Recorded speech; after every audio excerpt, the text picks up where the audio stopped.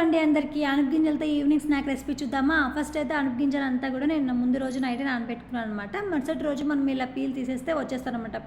సపరేట్‌గా పొట్టు వచ్చేస్తది. లోపల ఉన్న సీడ్ మాత్రం ఒక బౌల్‌లో వేసుకుంటే సరిపోతుందనమాట. వీడియోలో చూపిస్తున్నట్టుగా చేసేయండి, ఈజీగా వచ్చేస్తది. తర్వాత అయితే ఇవంతా కూడా నేను ఒక బౌల్‌లోకి తీసి పెట్టుకున్నాను. పొట్టు అయితే పక్కన పడేశాననమాట. తర్వాత వచ్చేసి మనం ఒక కడాయిలో ఆయిల్ వేసుకొని బాగా మరుగుతున్నప్పుడు నేను ఒక హాఫ్ అన్ని వేసేసుకున్నాను అనమాట. 2 టైమ్స్ చేద్దాము అని చెప్పేసి కొన్నిగా వేసాను.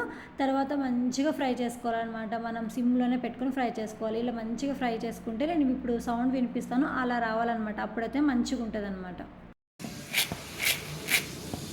అన్నీ కూడా ఇలా ఫ్రై చేసేసుకొని కొద్దిగా సాల్ట్, కారం వేసుకుంటే చాలు, ఇంకేం వేసుకోవాల్సిన అవసరం లేదు. బాగా మిక్స్ చేసుకుంటే చాలు. అది కూడా వేడిగా ఉన్నప్పుడే మిక్స్ చేసుకుంటే కొద్దిగా మంచిగా టేస్టీగా ఉంటుందన్నమాట. చిన్న పిల్లలు కూడా హ్యాపీగా తినొచ్చు అనమాట. చాలా హెల్తీ కదా. ఈవినింగ్ స్నాక్ రెసిపీ పెట్టండి పిల్లలకి, చాలా టేస్టీగా ఉంటుంది. పాప కూడా బాగా తినేసి హ్యాపీగా సూపర్ అని చెప్తుంది. చూడండి, మీకు వీడియోలో చూస్తే అర్థమైపోయి ఉంటుంది. ఓకే ఫ్రెండ్స్, వీడియో నచ్చితే లైక్ చేయండి, షేర్ చేయండి అండ్ సబ్స్క్రైబ్ చేసుకోవడం మాత్రం అస్సలు మర్చిపోకండి. ఇలా బాక్స్లోకి వేసి పెట్టేస్తే మనము బాగా హ్యాపీగా తినేయచ్చు అనమాట, మనకి ఎప్పుడు కావాలనుకుంటే అప్పుడే. Okay friends, bye.